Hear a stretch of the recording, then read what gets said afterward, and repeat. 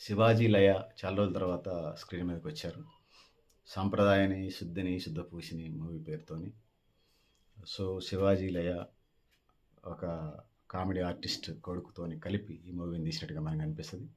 So, లో బడ్జెట్‌లోనే, తక్కువ బడ్జెట్‌లోనే టీవీ సీరియల్ లాగా కొనసాగుతా ఉంటది. సో, జర్నీ జరుగుతా ఉంటది. ఒక సిన్సియర్ గ్రామ కార్యదర్శిగా ఆంధ్రప్రదేశ్ నేపథ్యంలో సాగుతా ఉంటుంది ఈ మూవీ. భార్యాభర్తలకు సంబంధించినటువంటి క్రమంలో ఒక ఎస్ఐ వస్తాడు. ఎస్ఐ వాళ్ళ ఇంటికొచ్చినప్పుడు అటాక్ జరిగితే ఆ పిస్టల్‌తో కాలుస్తాడు. ఆ పిస్టల్‌తో కాల్చింది కొడుకు అనుకోని ఆ శవాన్ని మాయం చేయడానికి చివరిదాకా ప్రయత్నం చేస్తాడు.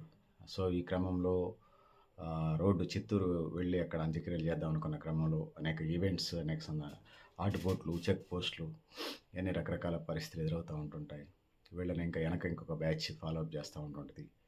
ఇంకొక ఇద్దరు వీళ్ళని ఫాలో అప్ చేస్తుంటారు. పోలీసులు ఇంకొక వైపు ఫాలో అప్ చేస్తుంటారు.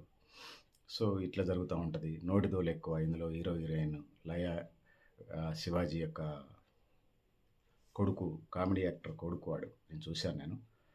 పేరు గుర్తు రావట్లా. ఆడు వీడు కూడా కామెడీయే ఉంటది. రీల్స్ చేస్తూ ఉంటాడు. సో, ఇది పరిస్థితి. సో, ఆ విధంగా మూవీ జరుగుతా ఉంటుంటది. భార్యాభర్తల సంభాషణలు, లో బడ్జెట్‌లో టీవీ సీరియల్ లాగా కొనసాగుతా ఉంటుంటది. ఖాళీ ఉంటే పోయి చూడండి, ఖచ్చితంగా చూడాలని ఏం లేదు. సో, డైలాగ్స్ ఇవన్నీ ఎస్ఐ ఇంట్లో చనిపోయిన తర్వాత శవాన్ని తరలించేదే ఈ మూవీ అంతా ఉంటుంటది. సో, అయిన తర్వాత శవాన్ని ఇది చేసిన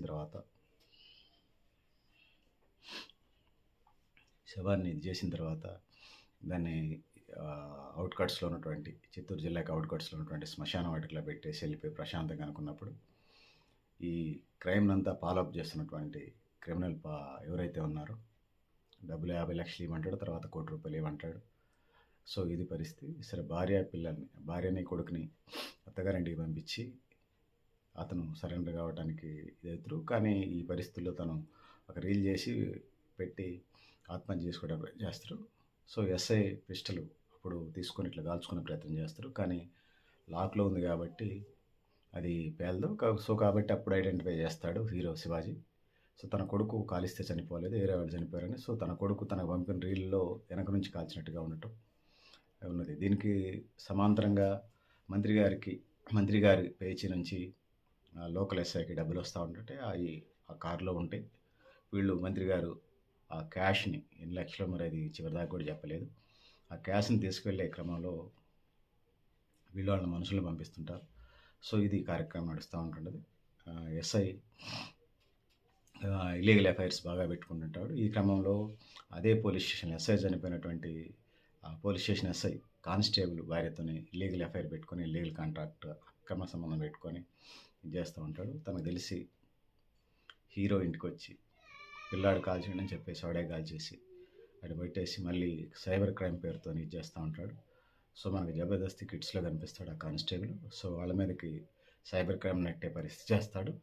సో, ఇది పరిస్థితి. సో, ప్రత్యేకంగా చూడాల్సిన పని లేదు. ఈ మూవీకి నేను 5కి 2 మార్కులే ఇస్తున్నాను. 2, 2.5 అంతకంటే ఉండదు. వీలుంటే చూడండి. పెద్ద సూపర్ డూపర్ ఏం కాదు. అట్లనే అంత వేస్ట్ కూడా కాదు. సో, టీవీ సీరియల్ లాగా కారులో జర్నీ, ఇల్లు, కారు, పోలీస్ స్టేషన్ 3 పాయింట్స్ ప్రధానంగా ఉన్నాయి రోడ్డు మీద. నేషనల్ హైవే లాగా ఉండదు రోడ్డు మీద. సో, పోలీసోళ్ళు గొడవలు జరుగుతాయని శవం పక్కనే కూర్చుంటారు. కానీ పోలీసోళ్ళు చూడకుండా ఉన్నట్టుగా సినిమాటిక్‌గా మనకనిపిస్తది. సో, ఇది పరిస్థితి. సో, పెద్దలారా, మిత్రులారా, మీరు కూడా మీ అభిప్రాయాన్ని కామెంట్ బాక్స్ రాయండి. సో, 'శివాజీ లయ' యంగెస్ట్ ఏజ్‌లో తీశారు. ఇప్పుడు వాళ్ళకి 50 పైన ఉంటాయి. 50, 60 సంవత్సరాలు ఉంటాయి. సో, హౌస్ వైఫ్‌గా, గ్రామ పంచాయతీ కార్యదర్శిగా, కొడుకు ఒక 15, 20 సంవత్సరాల టీనేజర్‌గా రీల్స్ పిచ్చితోని ఇన్‌స్టాగ్రామ్‌లో రీల్స్ చేస్తున్నట్టుగా చూపిస్తారు. దాని ద్వారానే ఆ రీల్‌లో విలన్ ఎవరో బయటపడతాడు. హీరో శివాజీ పోలీస్ స్టేషన్‌కొచ్చి లొంగిపోదాం అని చెప్పేసి తను మర్డర్ చేశానంటాడు. తర్వాత తన కొడుకు చేశాడంటాడు. తర్వాత సో, మనోడు చెప్తారు. సో, ఓవరాల్‌గా కాల్చిన రీల్‌ని షేర్ చేసి ఎవరు కాల్చారో చెప్తే అప్పుడు అదే కోర్ట్‌లో అదే పోలీస్ స్టేషన్‌లో పనిచేసేటువంటి కానిస్టేబుల్ ఇదంతా చేశాడని, ఎస్ఐ నేనే చంపాను, నా భార్యను కూడా చంపేసి డబుల్ మర్డర్ చేసేసి షంషేర్‌గా మళ్ళీ హీరో మీదకి నెట్టే ప్రయత్నం చేస్తారు. టెక్నికల్‌గా హీరో శివాజీ దీన్ని ఫేస్ చేసి ఖచ్చితంగా పోలీస్ స్టేషన్‌కి పంపించి దోషుల్ని చేస్తాడు. కథ కంచికి మనం ఇంటికి. సో, హీరో కొడుకు గాని, హీరో భార్య హీరోయిన్ గాని, లయకి గాని ఏమి సంబంధం లేదని, మధ్య మధ్యలో అవసరం ఉన్నా లేకపోయినా సొల్లు వాగుడు హీరో కొడుకుతోని, హీరోయిన్‌తోని సొల్లు వాగుడు వాగిపిచ్చారు. సో, చికాకు పుట్టింది. లేచి రావాలన్నంతా. మీరు కూడా చూడండి. మీ అభిప్రాయాన్ని కామెంట్ బాక్స్‌లో ఆయన తెలియజేస్తూ నేను గరిడేపల్లి సత్యనారాయణ. థ్యాంక్ యూ అనండి ఆల్ పెద్దలారా, మిత్రులారా.